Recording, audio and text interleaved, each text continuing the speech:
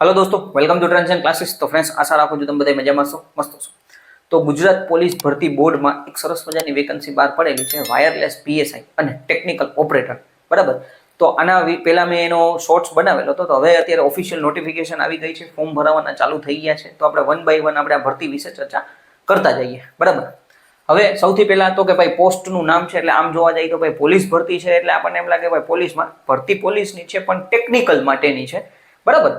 એટલે PSI police sub inspector આપણે બધાને આઈડિયા છે, પણ વાયરલેસ, બરાબર। એટલે ટેકનિકલ ભરતી એક આપણને કહેવામાં આવે છે। ત્યાર પછી ટેકનિકલ ઓપરેટર, એટલે આ બે પોસ્ટ માટે ફોર્મ એક જ ભરવાનું છે, બરાબર। આ બે પોસ્ટ માટે અત્યારે વેકન્સી બહાર પડેલી છે, પણ ફોર્મ તમારે એક જ ભરવાનું છે, બરાબર। ટોટલ જગ્યા તમે જુઓ તો કે પીએસઆઈ માટે 172 જગ્યા છે, બરાબર। કુલ જગ્યા છે પીએસઆઈ માટે 172 છે, અને ટેકનિકલ ઓપરેટર માટે 698 જગ્યા છે, 698 ટોટલ જગ્યા છે ટેકનિકલ ઓપરેટર માટે। એટલે ટોટલ તમે ગણતરી કરો, બેયનો સરવાળો થઈને 870 જેટલી પોસ્ટ થાય છે, બરાબર। એટલે આ એક સારામાં સારી વેકન્સી કહી શકાય ટેકનિકલની અંદર, એ પાછું પોલીસની ભરતીની અંદર, બરાબર। હવે ઓનલાઈન ફોર્મ ભરવાની શરૂઆત તમે જુઓ 9 જાન્યુઆરી, એટલે કે ભાઈ ફોર્મ ભરવાના ચાલુ થઈ ગયા છે। આજે 10 જાન્યુઆરી છે, બરાબર। તો હું આજે વિડીયો બનાવું છું, એટલે 9 કાલથી ફોર્મ ભરવાના સ્ટાર્ટ થઈ ગયા છે। હર વખતે હું કહું છું એ પ્રમાણે વહેલી તકે ફોર્મ ભરી લેવું, 2 વખત ફોર્મ ચેક કરવું, તે પછી જ સબમિટ કરવું। એક વખત સબમિટ થઈ ગયા પછી કંઈ ફેરફાર થશે નહીં, બરાબર। પછી તમે મને મેસેજ કરશો મારે આ પ્રોબ્લેમ થઈ ગયો, ઓલું થઈ ગયું, તો એમાં હું કાંઈ નહીં કરી શકું। એટલે મેઇન વસ્તુ છે કે ભાઈ ફાઇનલ સબમિટ કરતા પહેલા ભાઈ 2 વખત ચેક કરવું, તમારું નામ, પપ્પાનું નામ, સ્કૂલનું નામ, કોલેજનું નામ, સ્કૂલનું નામ, પર્સન્ટેજ બધુંય પ્રોપર ચેક કરીને પછી જ ફાઇનલ સબમિટ કરવું, જેથી કાંઈ ઇસ્યુ ના આવે, બરાબર।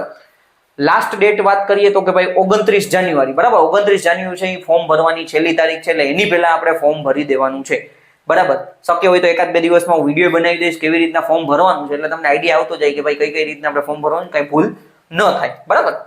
વય મર્યાદાની વાત કરીએ તો કે 35 વર્ષથી વધુ ન હોવી જોઈએ, બરાબર। બાકી મેઇન વસ્તુ તમે જુઓ તો કે ભાઈ કેટેગરી વાઇઝ અલગ અલગ છે એ છૂટછાટ આપેલી છે, એ તમે નોટિફિકેશનની અંદર જોઈ શકો છો।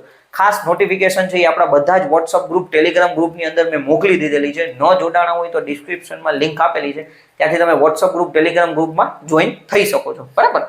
એટલે 35 વર્ષથી વધુ વય મર્યાદા નથી, બાકી છૂટછાટ આપેલી છે એ તમે જોઈ શકો છો, બરાબર। શૈક્ષણિક લાયકાતની વાત કરીએ, સૌથી મહત્વની વસ્તુ તો કે ભાઈ જો તમે બી બીટેક, એટલે કે ભાઈ કાં તો તમે 4 વર્ષનું બી કરેલું હોવું જોઈએ, બરાબર। બી બીટેક એટલે સેમ જ થશે, અથવા તમે D2D માં બી કરેલું હોવું જોઈએ, બરાબર। એટલે કેટલાયનો પ્રશ્ન વળી એમ થાય કે ભાઈ મેં D2D કરેલું છે તો હું ફોર્મ ભરી શકું કે નહીં। જે લોકોએ બેચલર ઓફ એન્જિનિયરિંગ કરેલું છે અથવા બેચલર ઓફ ટેકનોલોજી કરેલું છે, EC electronics communication, electronics and telecommunication, electronics engineering, IT information technology, બરાબર। ત્યાર પછી અહીંયા તમે જો આઈસીટી ઇન્ફોર્મેશન કોમ્યુનિકેશન ટેકનોલોજી અને computer engineering, computer science engineering, બરાબર। તો આટલા ડિપાર્ટમેન્ટમાંથી કોઈ પણ એક ડિપાર્ટમેન્ટમાં તમે બી બીટેક કરેલું હોય તો તમે ફોર્મ ભરવા માટે એલિજિબલ છો, બરાબર।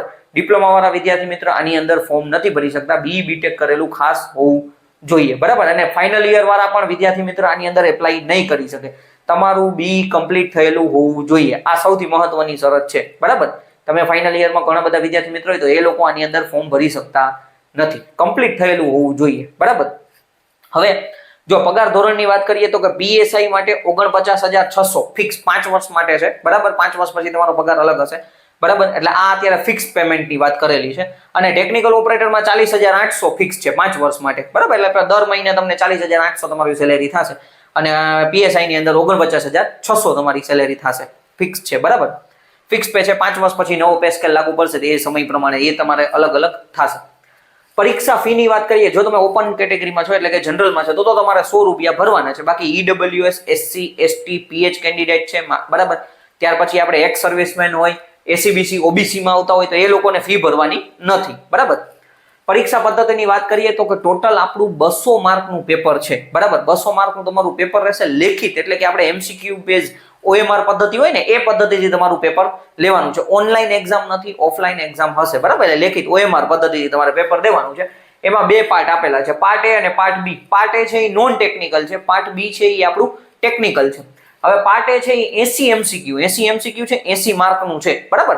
હવે એની અંદર તમે જો રીઝનિંગ અને ડેટા ઇન્ટરપ્રિટેશન 25 માર્કનું છે, ક્વોન્ટિટેટિવ એપ્ટિટ્યુડ એટલે કે આપણે જેને મેથ્સ કહીએ છીએ, બરાબર, એ પણ 25 માર્કનું છે, કોન્સ્ટિટ્યુશન ઓફ ઇન્ડિયા એટલે ભારતનું બંધારણ એ 15 માર્કનું છે, કરંટ અફેર્સ અને જીકે આ બંને થઈને 15 માર્કનું, એટલે ટોટલ તમે ગણતરી કરો તો કે અહીંયા તમારે ટોટલ પાર્ટ એ ના 80 ગુણ થયા, બરાબર। હવે આની અંદર મિનિમમ 40% માર્ક્સ લેવા જરૂરી છે, અહીંયા લખેલું 2 સેક્શનની અંદર, બરાબર। આમાંય તમારે 40% લેવા પડશે, આમાંય તમારે 40% મિનિમમ પાસ થવા માટેના 40%, બરાબર. આપણે કેમ 100 માંથી 35 માર્કે પાસ થાય એવી રીતના અહીંયા મિનિમમ. એટલે અહીંયા તમે ગણતરી કરો તો કે ભાઈ 8 ચોકું 32, એટલે 32 માર્ક તો આની અંદર આવવા જ જોઈએ, બરાબર. પાર્ટ એની અંદર મિનિમમ 32 માર્ક્સ તો આવે. બની શકે ભાઈ કોઈ મેરિટમાં આવવા માટે 120 માં ટેકનિકલ સ્ટ્રોંગ હોય, પણ કોકનું નોન ટેકનિકલ એટલું બધું સારું ના હોય, તો એવું મેન વસ્તુ છે કે આની અંદર એ ભાઈ ક્વોલિફાઈંગ થવા માટે 32 માર્ક હોવા જરૂરી છે, બરાબર. એટલે 80 ગુણનું પાર્ટ એ થયું. પાર્ટ બી જે છે 120 MCQ છે, એટલે 120 MCQ 120 માર્કનું પાર્ટ બી થયું, બરાબર. ટેકનિકલ સિલેબસ છે, બરાબર. એટલે કે આપણા ટેકનિકલ તમે જે આ સબ્જેક્ટ ભણેલા છો, બરાબર, એમાંથી તમને પૂછવામાં આવશે. સિલેબસ એ લોકોએ આપી દીધો છે, પણ અહીંયા વિડીયો આપણો લાંબો ન થાય એટલે એના માટે હું આખો સિલેબસ ડિસ્કસ નથી કરતો. નેક્સ્ટ વિડીયોની અંદર આપણે એના સિલેબસ વિશે પણ ચર્ચા કરશું, ભાઈ ક્યાંથી કેવી રીતના આપણે તૈયારી કરી શકીએ, બરાબર. 40% મિનિમમ ક્વોલિફાઈંગ માર્ક્સ છે, એ પાર્ટ એ પાર્ટ બી બેયમાં લાગુ પડશે, બરાબર. એટલે પાર્ટ બી માં પણ તમારે મિનિમમ 40% તો લેવા જ જોશે, બરાબર. એટલે અહીંયા તમે ગણતરી કરો 48 માર્ક, આપણે 120 માર્કના MCQ છે તો 12 ચોક 48, એટલે 48 મિનિમમ માર્ક હોવા જોઈએ. ડન. આટલું ભાઈ તમારા માટે ભાઈ મસ્ટ કન્ડિશન છે. 0.25 છે એ નેગેટિવ માર્કિંગ છે, બરાબર. આપણું જે પેપર જે છે, બરાબર, તો એ નેગેટિવ માર્કિંગ વાળું છે. એટલે જો તમારો ક્વેશ્ચન ખોટું પડશે તો 0.25 નેગેટિવ માર્કિંગ છે.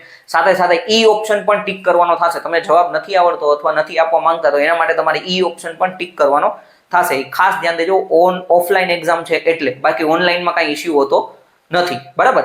એટલે જેટલી ભાઈ ફોર્મ ભરવા માટેની ક્રીમ માહિતી છે એ મેં તમને અત્યારે અહીંયા જણાવી દીધી છે, બરાબર. બાકી આનાથી વધારે કાંઈ માહિતી તમારે જોતી હોય તો તમે નોટિફિકેશન વાંચી શકો છો. બાકી ફોર્મ ભરવા માટેની જેટલી મેઇન વસ્તુ છે એ બધું મેં અહીંયા જણાવેલું છે, બરાબર. આ પગાર ને એ બધું જે છે, શૈક્ષણિક લાયકાત નહીં. હવે ઇલેક્ટ્રિકલના વિદ્યાર્થી મિત્રો આની અંદર ફોર્મ નથી ભરી શકતા, તો એ લોકોને આપણે મેલનું એનું કર્યું તો છે, બરાબર, પણ તોય ઓફિશિયલ નોટિફિકેશનમાં ચેન્જ કર્યો નથી, બરાબર. અને મેલ અત્યારે પાછા જાતાય નથી એવી રીતના છે.